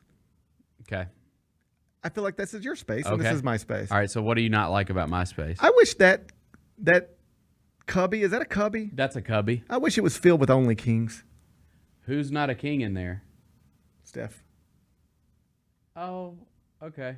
Like, I mean, actual kings. Elvis Presley's a king. Yep. LeBron James is a king. King Henry. Okay, we can fix that. Yeah, I wish that was like the king cube. The king. Okay, the I'll work on that cubby. There's nothing but cubbies. Okay. Put kings in there. So Shohei would fit perfectly with Steph. Yeah. They're two elite level athletes, but non-kings. They would have to go in the non-king cubby. I prefer that to just be a king cubby. So I'm looking on eBay right now. Gotta get you a Joe Jackson bobblehead. I don't think Joe ever got a bobblehead. Which is a mistake. We are not okay. Can I say we're not a great bobblehead city? You don't think so? No. Why do you say that? We don't have enough. Like so the new grid. I will say we had the Ja doing the gritty. That one was pretty good. But like, I feel like we need to step our bobble game up. Tigers and Grizzlies. I mean, Bennett, you might be making a point. I'm just saying, bobblehead. I mean, look at what happened last night. Yeah. I feel like we got to step our bobblehead game up a little bit. Well, I mean, I don't even know who to talk to about that, but I'll ask around, I'll ask around. You realize there are people in this building right now who are responsible for the bobbleheads that you're shitting on. No. I'm not saying that. You've already said what you said. I like our bobbleheads. I'm saying we need more bobbleheads. We're not doing enough bobblehead nights. You don't think we're not doing it? We don't do it every season. We don't do bobbleheads every season. We need to bring back the bobblehead. Dude, the original Grizzlies set of bobbleheads, I believe me and Vernon are the only two that have the entire collection. In the whole world? In the whole world. Oh, wow. That's right. Stamp it. And those bobbleheads are elite. You got the fat Grizz sitting behind you. That is a great bobblehead. Okay. Those original Grizzlies bobbleheads. So you don't want better bobbleheads, you just want more. I want more bobbleheads. Okay, that's fine. I want more bobbleheads. Who we need next idea for next season? We need a Des Bane bobblehead. We don't have one? I don't think Desmond Bane has a bobblehead. He has not gotten the treatment. Jaron got one by the NBA. Jaron's got a bobblehead, and we did a bobblehead for him. It's sitting behind you as well. Okay. Jaws obviously got 1 million bobbleheads. And then I don't think Des Bane has a bobblehead.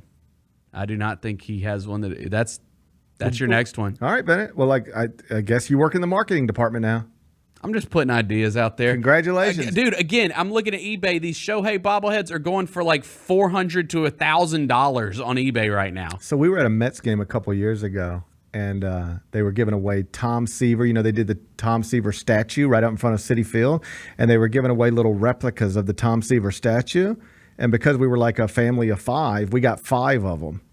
And so I have a bunch of them. You do? What do you think they're worth? I don't know. I never even looked. I just got them. They're just sitting in my closet, my office. Some are. Maybe I should start. I'm a casual bobblehead collector. Some ones that you think would be big time might not be necessarily. I have one that's Shaq holding up the one of his championships with the Lakers. He's got like the T-shirt and the hat on, and I'm like, dude, this thing is awesome. Like, I bet it's worth a lot. It's not worth as much as you would think. Damn it. But then some of them, you're like, oh, damn, I'm surprised that's worth so much money. I'm not going to get rich off this. Yeah, you're not. $34.99. Yeah, see? The bobblehead market's weird. Would you like a Tom Seaver statue replica? I'd love one. I'll give you one. Yeah, dude. If you would like one, I would give you one. I'd love it. All right. I'd love it. Man, I've just given you stuff all week. Thank you, man. Yeah. I'm like Santa Claus. I'm like your own personal Santa Claus. Yep. I bring you Blu-rays and statue replicas. I love it. Anything else you need? No, that's about it. All right. Both of those things are up my alley. Be back with GP's Carryout. I will take High School Musical with my 5th and final pick because it is a sports movie. You do got to get your head in the game. I love High School Musical. I love musicals. Sports and musicals can coexist in this beautiful world. What a beautiful, beautiful movie. Even though High School Musical 1 is not even the best of the High School Musicals. Tune in to the Jessica Benson Show with CJ Hurt live every weekday at 8 a.m. on YouTube at Grind City Media and the official Grind City Media app. Hey Grizzlies fans, after exciting hoops and a lucky night of gaming, where do you rest your head? Look no further than Southland Casino Hotel, proud sponsor of the Memphis Grizzlies. Our high-rise hotel is the epitome of luxury and comfort. Picture this, you've just finished an evening of gaming and dining, so you head on over to one of our 300 rooms to end the night. Choose from standard, suite, and presidential suite, plus we're pet-friendly and offer mobility scooters for rent. It's a seamless experience for everyone. And don't miss the Main Street Exchange, right in the heart of our casino lobby. Whether you're craving a snack or need a souvenir of your stay, we've got you covered. From polo shirts to shot glasses, take a piece of the Southland excitement home with you. So come stay and play at Southland Casino Hotel, where every moment is designed for your enjoyment. Book your hotel stay by calling 833-703-3350 or visit online at southlandcasinohotel.com/hotel. Guests must be 21 years of age or older to check in at hotel. Must be 21 plus. Play responsibly. For help quitting, call 800-522-4700.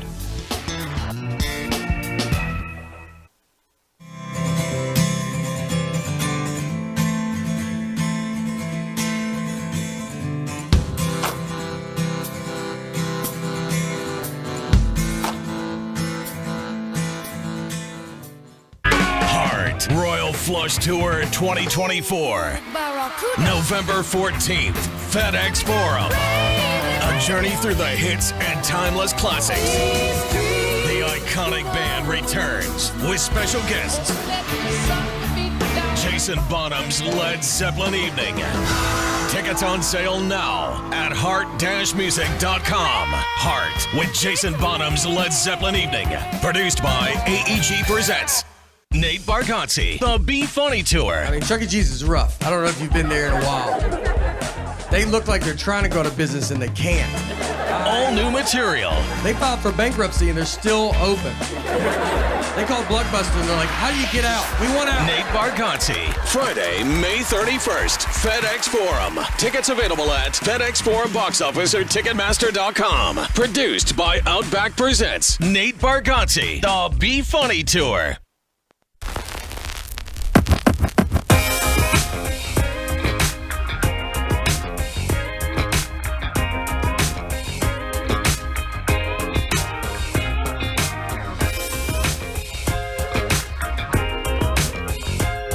Welcome back, Gary Parrish Show, presented by Ortho South. PGA Championship continues to unfold. Obviously, it's only 11:30 Central as I speak right now. Xander Schauffele, who went 9 under 62 yesterday, doesn't tee off until 12:38, so he's about an hour away from teeing off at this moment. It's raining in Louisville. It's one of Bennett's, looks like Bennett's favorite day. Yeah. It looks like Bennett would really enjoy this day in Louisville. Of course, the big news, Scottie Scheffler arrested this morning. Where's Scottie? He's still sitting at 5 under. He's on in the mix. He started on the back, started on number 10. He is on 18 right now, so he's completed 8 holes at 1 under par. He is 5 under for the championship, 4 shots back of your leader, Xander Schauffele. Let's wrap it up with GP's carryout. It's time for GP's Carryout. One final segment filled with stuff to take with you. It's not everything you need to know, but it's most of it. What did we learn today? A whole bunch of stuff, but I think the most important thing, I really do think this is the most important thing. Don't sit around talking about body counts. Nobody needs that conversation. No, that's the open a can of worms. If you were sitting around tonight at the table and 4 couples and people start talking about body counts, wouldn't you just be like, this seems like a stupid conversation to have? I think so. Yeah. I feel like I wouldn't say that. I was at a conversation one time with a group of people. I think this is the closest thing to a conversation I remember like this one time as I was an adult. And it was like 4 couples, 3 couples, whatever, sitting around, and they're all talking. And it was like, I don't even know how this came up. Okay. I was probably involved on some level. But the conversation wasn't about body counts. It was, what's the quickest amount of time from you've ever met somebody to you slept with them, right? Like you met them, and then you didn't even know this person's name. That's when you meet them. You don't even know their name. You meet them, and then you slept with them. Amount of time, and everybody just having drinks, whatever. And I remember this one person. It was like 4 couples, however many. And the answer was like, oh, I guess it was one day, or, and then somebody else was like, one day? Oh, I've never done that, but a week, something like that. And then it got to this one person, and it was a woman, and she said, 15 minutes? And the whole table busted out. It's good. Good answer, right? It's a good answer. 15 minutes. Yep. You know what? Sometimes you don't have to waste a lot of time, Right, that's right. Anyway, don't have these conversations is the point I'm trying to make. Don't have these conversations because now there's 2 Australian couples in total disarray. Yeah. And it all started with an innocent conversation about body counts. They're always fun conversations till they're not. So you know what you should do, Bennett? Keep it to yourself. Keep it to yourself. What's today's biggest game? Well, I think it's obvious. It's Game 6, Knicks Pacers. Don't you love a good Game 6? I love Game 6s. Knicks Pacers, 7:30 tonight on ESPN. Knicks, of course, lead the series 3-2, but the Pacers are at home tonight. Knicks expected to be extremely shorthanded again. 5.5-point favorite. Pacers are. Totals 215.5. Bennett, you won again last night. You're now only 4 games below 500. 115, 119, and 4. You're negative 16.9 units. We're moving in the right direction. You keep this up, man, we could get below negative 15 at some point. Man, I don't like 5.5. Nobody does, man. I wish it was like 2.5. I think I'm going to take the Pacers just because it's how this series is kind of gone. Mm-hmm. Have the home teams won every one of these? No. They haven't. Okay. Let's see. Well, Knicks lost the last 2 in Indiana. I guess no, the home teams have won all of them. Yeah, I guess the home teams have won all of them. Yeah, so we'll stick with the trend. I stand corrected. We'll stick with the trend. I stand corrected, Bennett. So, Pacers, you're going to lay 5.5 tonight.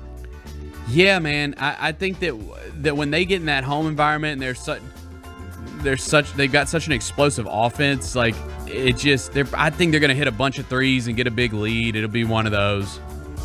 Knicks will get in the mud in Game 7 in New York. So Bennett is official, because we won't talk again before Game 7 if we get a Game 7. Your official prediction.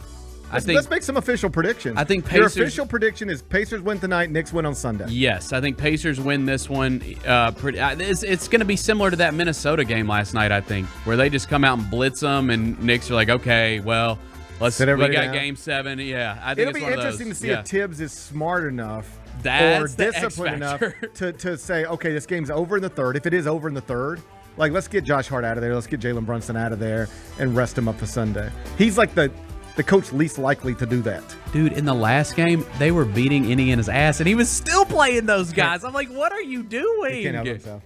He cannot help himself. Yeah, I think Pacers win easily tonight, and we get a Game 7, a good Game 7 on Sunday that the Knicks win. By the time, let's go ahead and make some official decisions about how we're going to do this. Okay. By the time we're back here on Monday, the only thing that could remain unresolved is Mavericks Thunder. Right. Because if we get a Game 7 there, it will be Monday night. Right. So your expectations are that the Eastern Conference Finals will be set this weekend, Celtics-Knicks. Yes. Eventually, we will get the Western Conference Finals, and it will be, what's your prediction? I'm going to stick with my Timberwolves, man. Timberwolves against the Mavericks? Yes. I think that's what we're I'm going to go Timberwolves Mavericks. I think Mavericks at this point, but I'm still going to. I just can't. The Jamal Murray thing concerns me a little bit. That's the thing. That's the thing. I don't know how he's going to be, but I don't want to say I can't imagine Denver losing a Game 7 at home, because of course I can imagine. I've got a good imagination. I can imagine almost anything. I'm also rooting for Mike. Like, I am. I'm rooting for Mike. I'm glad he got to come back and they got to have that game last night in that environment. I would like to see Mike Conley get back to the Western Conference Finals. I would too. Yeah. I want Minnesota to win Game 7. Yeah. I think Denver will win it. I'm going Timberwolves. But I will be rooting. I will be rooting for Minnesota out of respect for Mike Conley and admiration for Anthony Edwards. Let's go. Let's go.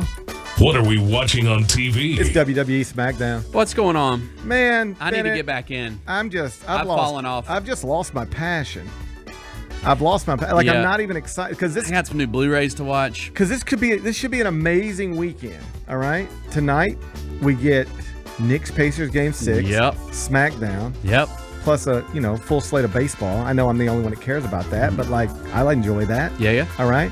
Then on Sunday we got the final round of the PGA Championship, a Game 7 between the Nuggets and Timberwolves. This is an amazing weekend. Yeah, it is. But I'm not. If I'm being honest, I don't even get excited about SmackDown or Raw or anything anymore. I don't care about this King of the Ring, Queen of the Ring, none of it. I like the Cody. I enjoy that, I guess. I like the Cody and Logan Paul thing. Tonight, Cody Rhodes and Logan Paul will make their champion versus champion match official. That'll be fine. So they'll both be in a pair. That'll be fine. All right, we'll watch it. I'll check that out. We'll check it out. 7 o'clock, it's going to be on Fox. What's the best thing we've read? Anything about Scottie Scheffler is the best thing I've read today. Go read Twitter. Anything about Scottie Scheffler is the best thing I've read today. So just Google Scottie Scheffler and have a blast, and we'll see what he says after he finishes his second round in Louisville, Kentucky. What's on tap next week? Well, we'll have a PGA, presumably. Yep. We'll have a PGA Championship champion crowned. Be looking back at these NBA playoffs. Maybe getting ready for a Game 7 Mavericks Thunder. Maybe not. But maybe. It'll be a fun week, Bennett. I'm ready. Are you? Yep. I am too, man. I am too. Enjoy the rest of your day. Enjoy your weekend. I'm going to enjoy mine. We're going to meet back here Monday at 10. Till then, be careful, be kind, be good. Rep your hood.